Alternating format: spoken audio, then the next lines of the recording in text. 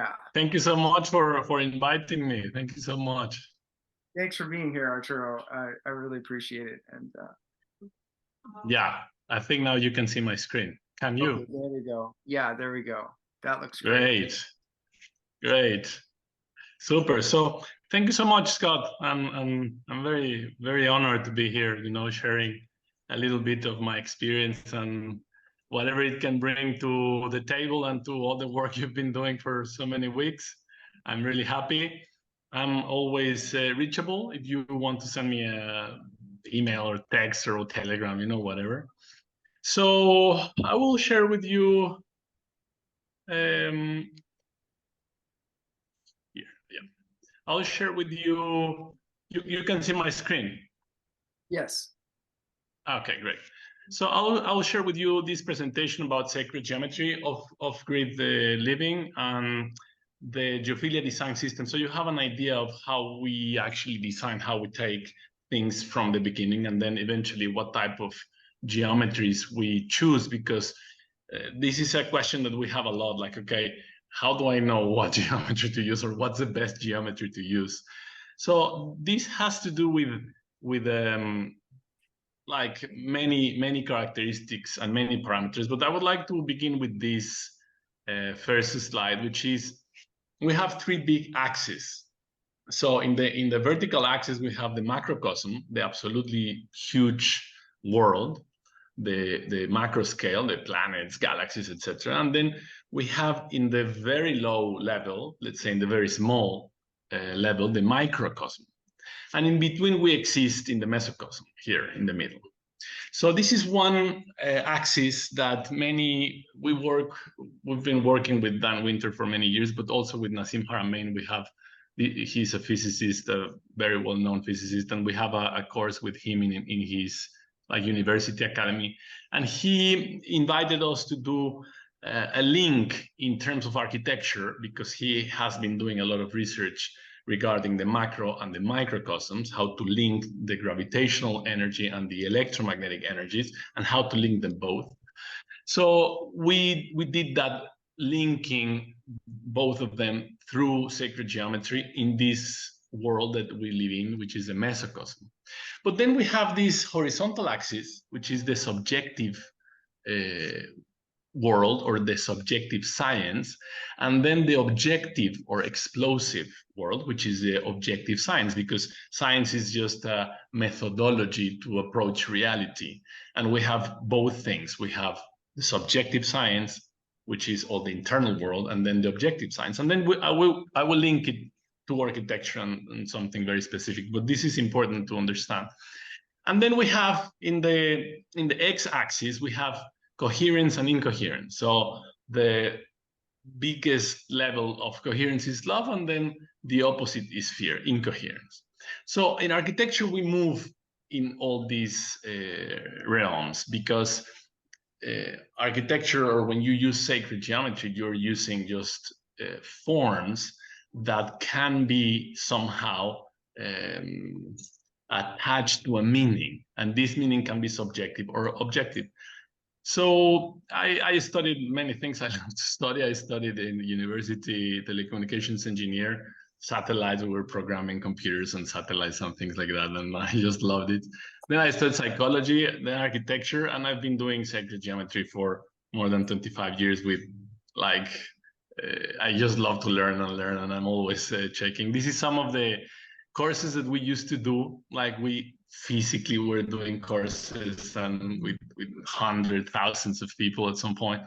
And we were doing something that's called psychogeometry. So we were exploring how sacred geometry applied over our electromagnetic field had a positive impact in our health.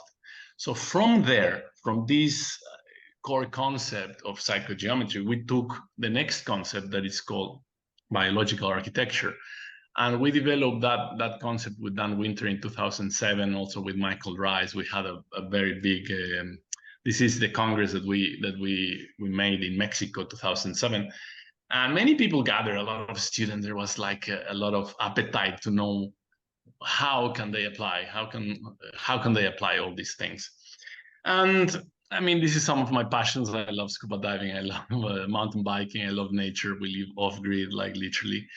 And well, this is with Dan Winter. She's Lydia. She's my wife, and we've been working in this project in this company, Geophilia, to do this type of approach. She's also an architect. She did a PhD in geobiology, and her approach is more linked with Nassim Haramein and how temples were located, like why temples were located where they were located, and from there we ended up having a very exact way to know how or where is the best place to locate your house, for example. Because of course you can do that through radiesthesia, you can do it through subjective science, but there is also a way to do it with objective science and with like reading of electromagnetic or gravitational maps.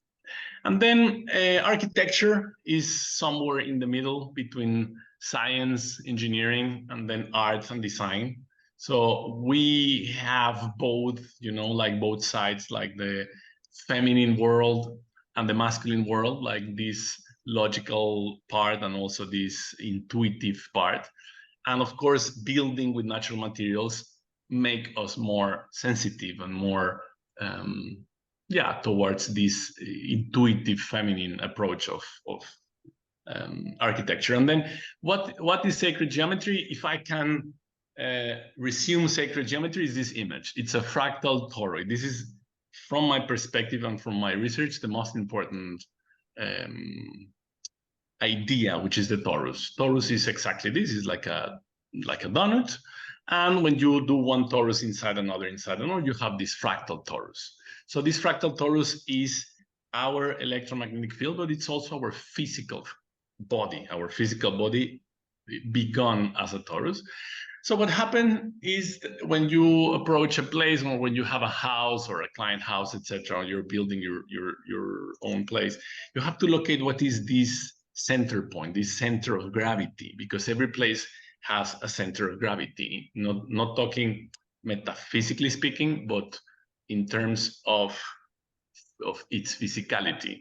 The same way our body, our DNA is designed to create gravity. Like this is like proven in many scientific journeys, that our DNA is a fractal antenna, and this fractal antenna is designed to create gravity. The same thing happens when we use natural materials and we use sacred geometry. We literally create these gravitational fields. That's why it's so important to use as much as we can natural materials, because they have this resonance.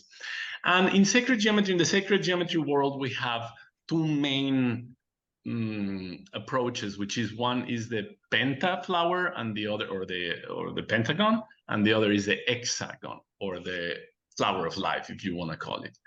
And they relate, and they both come from an understanding of what's the process of breathing of the universe.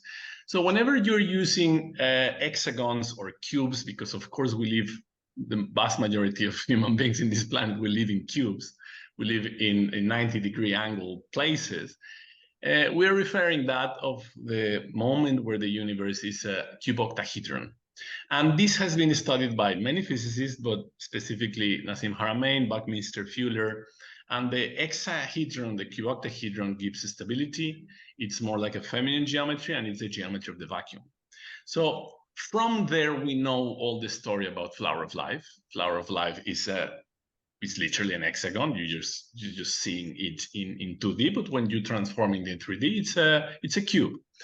So for many years, I had that question, like, why naturally we tend to build in hexagonal shapes, like in cubes? Like, why we tend to go into the 90-degree world, even though, of course, the ideal to go is in curves or in more free flow geometries. And a possible answer, and the conclusion that I ended up, is that we do that because when the universe is in stability phase, in its stable phase, it's a cuboctahedron. And when it's morphing or changing, it's creating pentagons. You can see here different examples of these tetrahedronal or cube-octahedronal grids, how you can recreate them in fractal patterns. And when the universe is morphing, when it's changing into an icosahedronal geometry, you create pentagons or a golden ratio, this 1.618 that it's used in all nature. We can find it in our body, we can find it in temples, in houses, everywhere in nature, which is 1.618. Dan Winter, the physicist, researcher, he talks that the best way to create fractality is through golden ratio. So this pentagonal force or pentagonal shape, it's meant to create distribution, and it's how through this geometry you can connect in all scales. So what we have observed is that many geometries, and from there, of course, you can create heptagonal, enneagonal geometries, all types of geometries. And what we have observed is when you're using pentagonal shapes or anything that has to do with golden ratio, you're literally distributing or sharing the information in the field that is around you. And of course, the pentagon has all its built with phi ratio. Phi ratio, we find it in, in our hands, in our heartbeat, in other art. Le Corbusier, he was using it. He took 1.83 standard human being the height, and then from there he divided and multiplied times phi ratio, and we can see in nature everywhere how phi ratio is used. This is from Dan Winter and Herovska, a physicist. They took something very, very small, which is the Planck unit, or the Planck length, which is the limit of our electromagnetic universe. This Planck length, they start multiplying it times phi ratio to the power of different numbers, and they ended up realizing that it fits in this scale. And you have Planck length times, for example, this is important for us, like builders, like architects, Planck length times 5 to the power of 164, you have 1 foot. That's important, because if you have this foot as a unit of measurement, then you are linking whatever you're designing to this Planck length.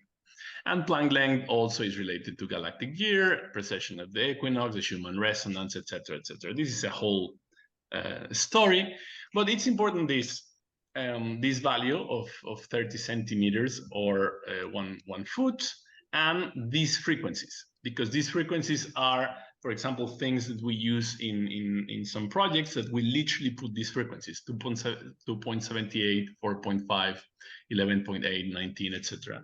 And the Schumann resonance, it's not, because some people say that the Schumann resonance is changing. It's always changing. It's a cascade of frequencies, and it has different volumes or different intensities. So what happens is, this is the exact frequencies, and what happens is that we as architects, we link the micro, the macrocosm in the mesocosm through architecture. And this has been done for many, many decades. Cymatics, for sure you're familiar with it. Cymatic is the technology to transform sound into geometry. And we can, because we are creating forms in architecture, you can transform whatever blueprint, like the plan you have, into sound. So you can do the opposite to see what's the sound actually of what you are designing. Structure water, of course you have water, but then you have this fourth phase of water, or structure water, which is what like many devices do. They literally create different clusters, and they rearrange the molecules of water to be more bioavailable. And the way to structure water is exactly the way nature does, which is through movement. This is a phi ratio 3D spiral that they were using in big tanks. So instead of when you need to move a lot of water, with this material, with this amazing design, which is like an orchid, you were moving a lot of water with very, very low energy consumption, because you're using exactly a spiral, which is what water likes and what it is needed. The same, I've studied a lot biogeometry. Biogeometry is from Dr. Ibrahim Karim, and they were experimenting on how sacred geometry can literally impact our biology and how can impact nature. So they were doing these experiments. Here you have apples, and then only with biogeometry. And biogeometry is like sacred geometry with some, some signatures. And this is the results. This is the results they had. Also, with they were like doing different studies regarding milk. Like if you put milk in different pyramid shapes, what is going to happen? And just to put this pyramid, you have more preservation. Why? Because pyramids, as I was explaining, this cuboctahedron, is when the energy of the cosmos it's in a static way. It's in a preservative way. So how geometric forms affect our human body? It has been many research. We like a lot science. So how this has been done? And they did it in a double-blinded trial analysis with 52 people, and they were using Korokov device, which is gas discharge visualization, and they ended up putting people in geopathic zones and then in non-geopathic zones, and they were testing different parameters, and they realized that actually when people sleep in geopathic zones, they have a very unbalanced electromagnetic field. So that doesn't mean that you will have a direct problem immediate, but you will have eventually a problem. And then how the shape of a place, like the shape of a building, creates this shape energy. So here you can see, for example, when we create temples or when we design cathedrals, you can see that they are more designed as a resonator.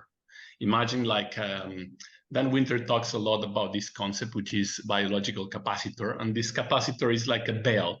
When you hit with something or with an electric charge, it will resonate. The same thing happens when you're creating this type of buildings or of designs. You create this bell or this capacitor that can resonate in terms of electric current. So with Nassim Haramein, I did this course, Cosmic Design, linking the micro, the macro, and the meso, taking all his research of this amazing 30 years old research. It's just really like incredible because he's decoding how to link both the micro and the macro, because until some years, this has been like a divorce, like the electromagnetic field is somehow divorced from the gravitational forces. And of course, this is not real because we're here as human beings and we're the solution of that. So geobiology, and why is this important regarding houses or temples, is because geobiology, we have to locate where is the best place and how this can impact us. So geobiology comes from the first impressions of Hippocrates, which is the father of medicine.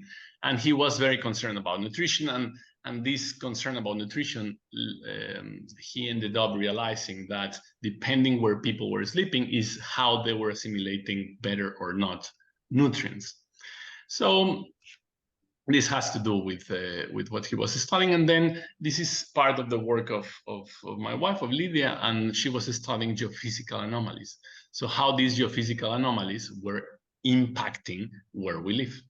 So why is this important? Because where we place our houses or our buildings, if we place them over a geophysical anomaly, we will have a lot of energy going through there, which is amazing if you want a place for activation, if you want a place for having more energy. But if you want to place your house there, it is not the best. Why? Because you will have a lot of energy that when you're resting or when you're trying to sleep or you're trying to recover, you don't want this amount of noise, of electromagnetic energy. So this is a study, like a really amazing study that they did, where you can see the correlations in these gray lines are where there is geophysical anomalies, and these red spots is where there is a 20 times more cancer incidence. So you can see that where there is the crossing points of geophysical anomalies, there is a high rate of cancer. Why? Because there is a lot of energy flowing there, and usually this energy is not, like ordered electromagnetically speaking. And then this is part of the study of her PhD, how megaliths were actually placed in very important places with radon maps or magnetic maps. You can see here, the megaliths were placed in places with a lot of power, a lot of energy. The same thing here, like this is an uranium map or radon map of France, and you can see how they're placed exactly in these spots. The same thing happened with ancient Greek temples. They were placed over faults. And this has to do with a concept called hormesis. And hormesis has to do with the dosage of a stimuli. And depending why we want to avoid creating a very complex sacred geometry building, because this building will act as an antenna, our DNA is an antenna, and this building will amplify our ability to receive and emit these electromagnetic forces. So hormesis is the amount of energy or the amount of the stimuli that you are going to put at the beginning. You can see here in this graph, the dose is going to be important at the beginning, will have a positive result, but then eventually it will fade out during time. So this has to do with everything. It has to do with the exercise, has to do with the fasting, with meditation, with absolutely everything you do has to do with that, but also has to do with design. So if you design a very complex sacred geometry shape, it's a high dose of informational input that will create a good positive effect for some time at the beginning, but then eventually it will drop down. That's why it's important to create softer or less intense, energetically speaking, geometries if you're designing a house, for example. The opposite is true if you're designing a healing space or a healing technology, because you need a higher dose of these frequencies. And this is very common, these pagodas that they emit electromagnetic fields, like this, the link between earth and sky. This is one of the courses that Lydia has in resonance science.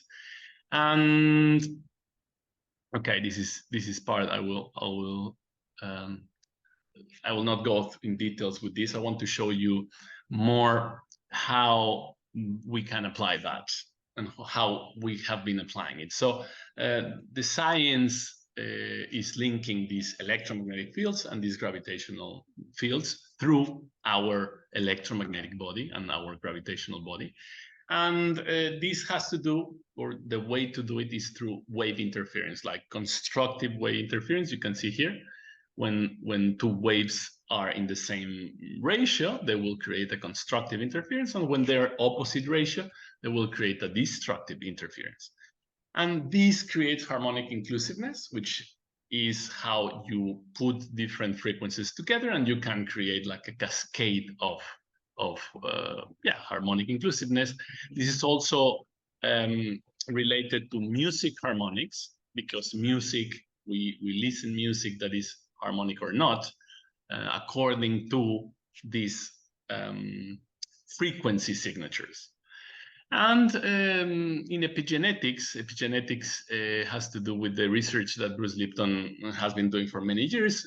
And he discovered actually that genes are not determining our expression or the expression of our DNA, but the environment determines what genes are going to be turned on or off. And this is very important, because the same thing happens with the places that we live in. Our houses or our, like the places that we live is it's another skin. and they are informing our electromagnetic and our gravitational fields what to turn on or off. And this is some of the blue zones, that it's places that they have discovered that people live more than 100 years, and they made like a very intense research about it. One is actually in Greece, in Ikaria. It's an island, and these blue zones, they ended up, their conclusion is that the environment will help to express the best health for our genes. So first, of course, our physical skin, but then next skin is our room or building, our environment, our city. And we have to consider that we spend more than 90% inside buildings. We literally, we are there. And the work that we've been doing is called life harmonics. And this life harmonics has to do with the internal space harmonics and then the external space harmonics. So in the internal space, we have divided like the spiritual level, intellectual, emotional, physical, and vital level. And they are related to the 5 Platonic solids, or the 5 elements. And then regarding the external space harmonics, we have our chemical level, the electromagnetic, gravitational, informational field, and the quantum field. So all these fields, of course, if you think about medicine, medicine can be approached in these different levels. You can have, pills that are in the biochemical level, but you can have acupuncture that works in the electromagnetic field, or you can have homeopathy that has, when you dilute homeopathy in a high potency, you have only the informational level. So the same thing happens with our environments. We have all these levels. We live off-grid in 2 hours from Mexico City, and we're building a community. This is our house, and we're starting to gather part of the tribe to be there. We literally live in the forest, like 400 hectares. There is absolutely nothing around. It's just pure, total pure forest. So this is our house. And then in the Geophilia design system, what we do is we do first the client analysis. And the client analysis has to do with many details. One of them is cymatic image, like the voice harmonic analysis. The other is the 5-element chart, to know what is the best colors, what are the best shapes. And then the other is this numerology or astrological astrocartographies, to know exactly what every person needs, because we're all different, and depending on what we need is where you can take these geometries or these forms towards. Then we do land analysis, and land analysis is, you can do it through an electromagnetic map reading, or you can, what you want to know is where are the geophysical anomalies, where are the underground water, where is the Hartmann grids, Curry grids, Peyre, all these subtle grids. You want to make a map to know, okay, where should I place or not my house? What is the most energetic place, the most harmonic place? And then regarding the architectural design, of course, we go, in stages. First, you do the master plan, the conscious master plan. Then you have to choose what sacred geometry or what biogeometry is the best to use. Then you can do auspicious layouts and regarding ancient traditions. Then we do bioclimatic and passive design strategies, permaculture, biomimicry, ecological sustainable material selection, and space harmonics technologies. So regarding the construction, what we've been doing for many, many years is to weave by hand all these geometric grids under the final floor. So you have, let's say, a concrete space, or if you are using earth, you have, like earth, rammed earth. And we weave by hand all these geometries.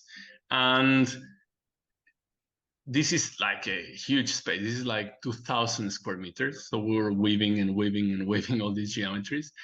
And this was made in one of the first and one of the biggest organic agriculture guys in Greece. he had a major factory, and he wanted to make an expansion, and he wanted to store his seed somewhere. So he had already a big place to do it. It's not that we designed it, but he asked us, okay, how can you improve the seed germination ratio that I have? So we wove all these geometries in his space, and then he planned them, and he sent us pictures.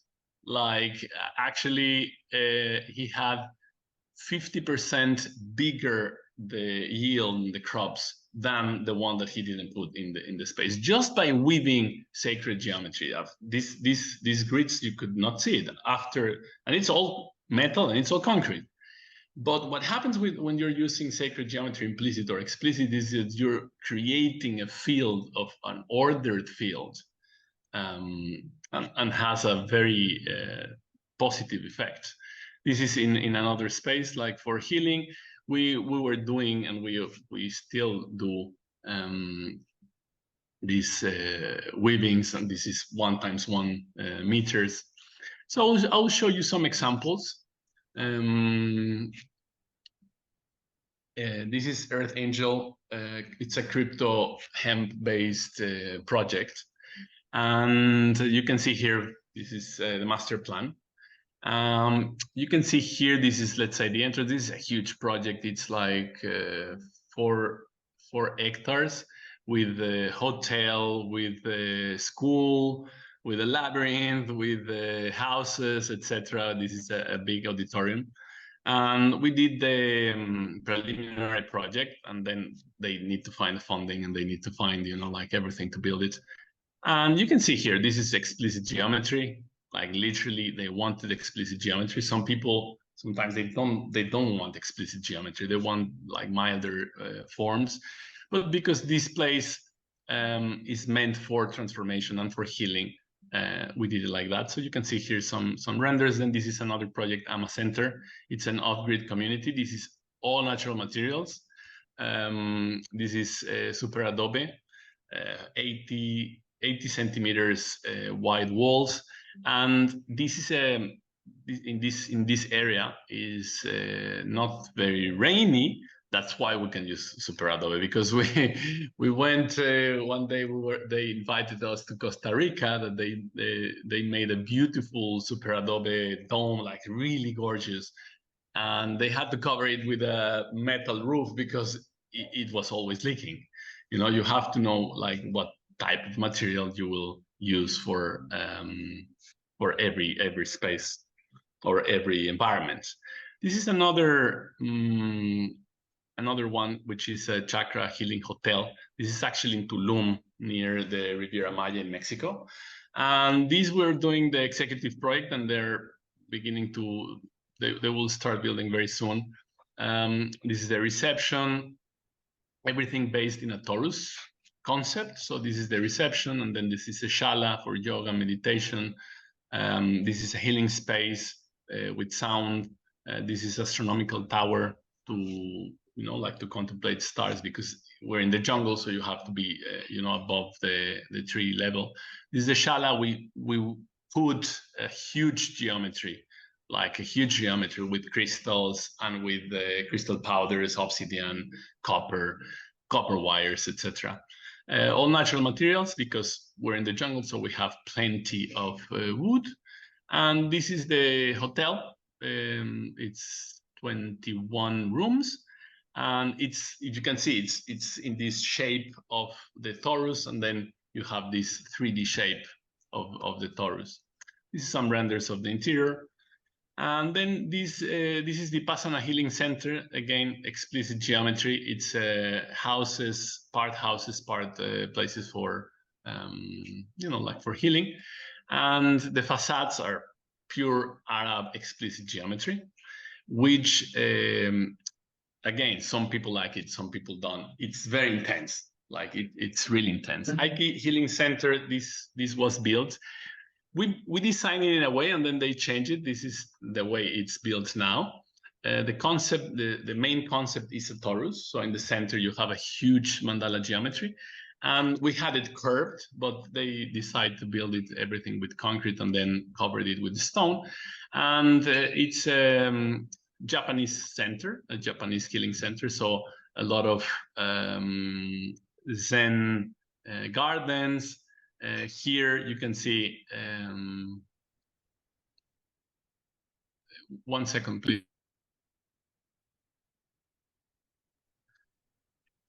Here you can see water around and in this area, and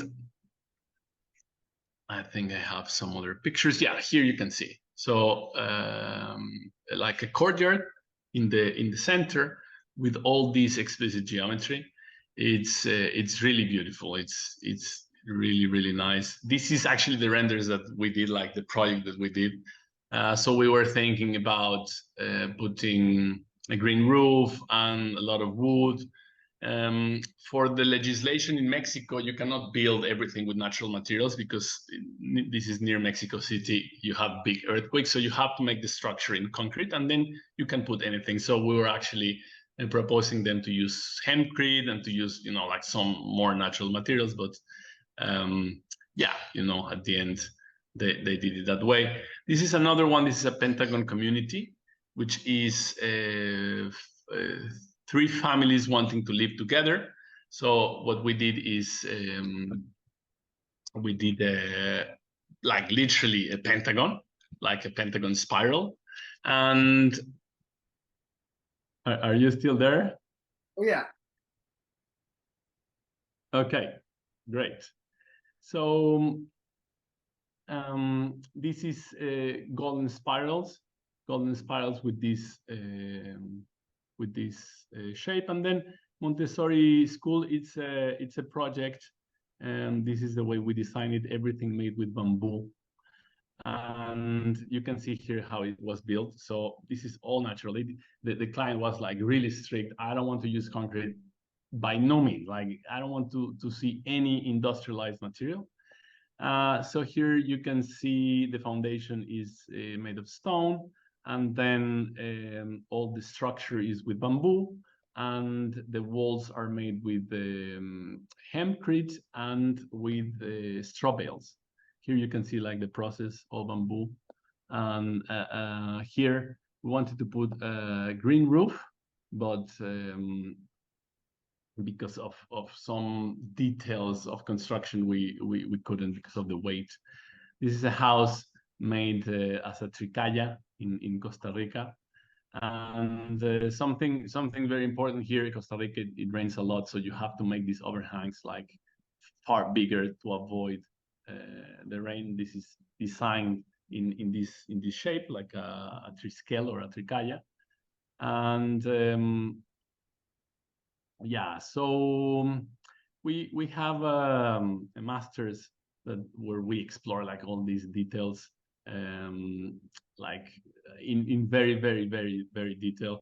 We have some books. You can check them out. Power of Sacred Location, which is the one that I wrote with Lydia. And then this is Psychogeometry and Architecture. Like we wrote it with Michael Rice and Dan Winter. And we put like so much information there. It's really nice. You can check it. It's online. And then this one, Psychogeometry, is the time that we were exploring how to use sacred geometry, how to apply sacred geometry into like healing. Here you can download this PDF. It's free. It's called The 7 Secrets to Create a Slim Sanctuary, and we put together because we have realized that many people have a lot of problems, like in sleeping. So you can just download that one. And this, I love this phrase, like, love is the gravitational force that holds us together, that transforms us, and that transcends us. So, well, I would like, if you have some questions, we can, like interact more. Or if you have something like more specific, I will be really happy to talk about it. I think. Thank you so much, Arturo. That was very enlightening. I just love looking at your work and hearing about your design process. And I encourage everybody to go to your website because you guys have done so many amazing projects, really just so many beautiful, beautiful designs. And a lot of these are constructed already. So it's just very inspiring for me. And I like hearing about, where you kind of, where the rubber hits the road, where you come up with a design, then you implement it, and then there are certain, building codes or restrictions or factors, the requirements from the ownership, let's say from your client, that then sort of shape what you originally try to do. You have to kind of compromise and shape it in a certain way to make it work. So I like hearing about all that. I'm just curious about maybe some of the design details also, um, what you guys end up with and how you work out some of those connections and the engineering and the waterproofing details for the windows, the doors, and the roof. And I really liked your building your house in Mexico. I like that building a lot. I'd like to look at the drawings for that if possible, and maybe some of the design details. Yeah, thank you so much. Yes, yes, of course. Like it's always water is, like the most important element when you design. The water will always find its way.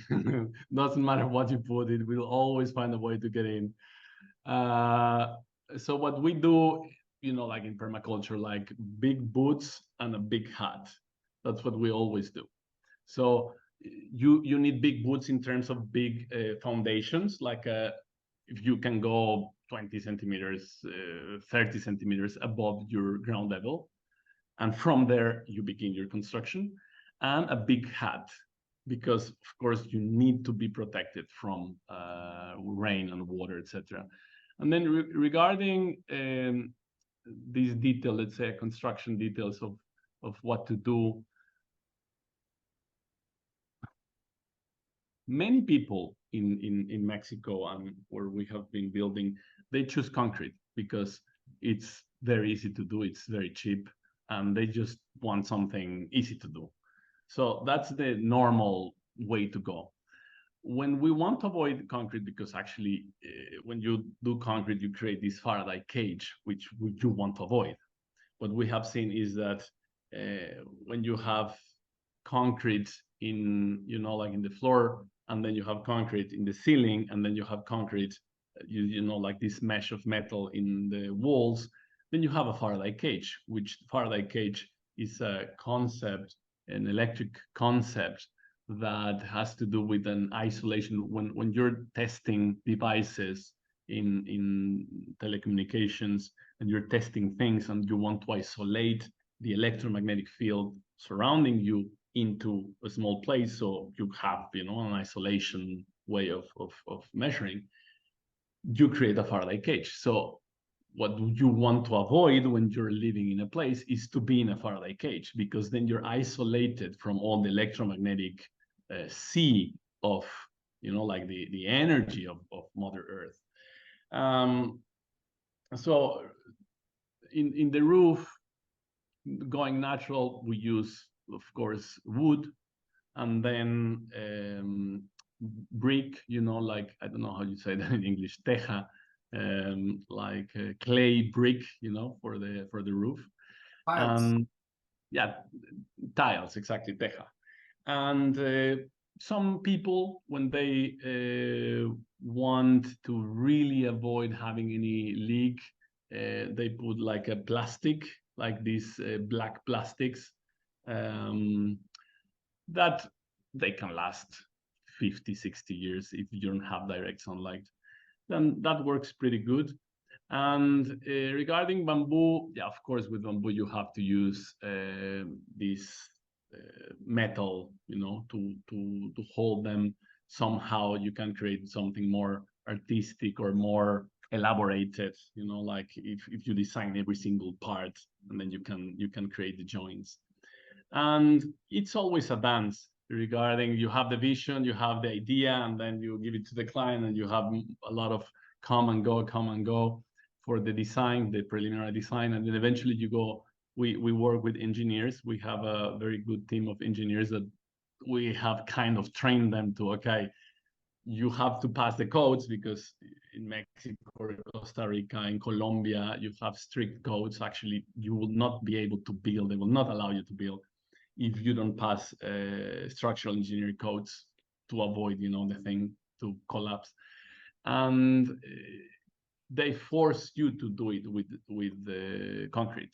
So what we have seen is that if you do only the columns and the, like the structural elements in concrete and nothing else, it's okay. You're not creating a Faraday cage. And if you take these columns, the steel that is in the concrete, and they're in like literally the steel inside the concrete, and you take a ground pole, like a physical pole, then you're not even creating a resonance with these electromagnetic fields.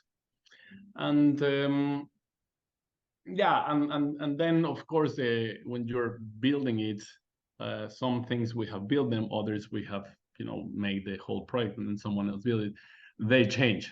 Like, we put specifications of things, and then they have their own things, they have their own ideas, and then sometimes they change it. Have you guys ever worked with the basalt roving or fiberglass rebar in place of the steel? We have wanted, but we have never worked, because in Mexico and in Colombia and Latin America, it's very expensive, and it's really expensive, taxes and the whole thing. And what we have seen, it's like it's a big organization, like these industrial materials. It's a big organization. They have everything linked, because it's a huge business. So they have linked the legal department, the legal departments with the type of regulations, with the type of code. So actually, even we had that experience. I think Michael Rice, he did one of his the house that he had in Ireland with fiberglass, and they allowed him. But it was the shape and everything. It was like a miracle to happen, and has to do with many parameters. But we have not used them like successfully, no. So I don't know if you can see here, but this is the rebar would come up here. I'm going to put stone here, but I'm trying to figure out, like, I noticed in your structure in Costa Rica, you used wood to create those arches. And I was curious how you created that bend, that arc. Yeah. The arc, the bending is wood, Okay. like like layers of wood, but it's not structural. Structurally, we needed to put concrete columns, like the structural elements in concrete, and then all the walls could be with whatever material we want, like hempcrete or like anything we want. Okay. And then these arcs were just aesthetics. I see. Okay, I understand. Structural element. But if you want to do these forms, I have seen very nice, beautiful shapes and forms, but they always use ferrocemento. How do you say that in English? Ferrocement. Ferrocemento. Yeah. I'm also a musician, and I had an opportunity to be a music accompanist with Tito La Rosa. He's like a sound shaman from Peru, and he has like the most ancient collection of pre-Incan instruments. But he uses a lot of Quinto Quechuan philosophy. So like the microcosm would be the condor, like the ethereal, the spirit world. Mesocosm would be the jaguar, which is like the in-betweens, the presence in between the ethereal, and the microcosm is the anaconda, which is like very sensual. The microcosm is like very sensually connected to, and also the way ants move to the earth. So just thought that was That's it. Beautiful. Beautiful. Thank you. Thank you. Any other questions for Arturo, guys?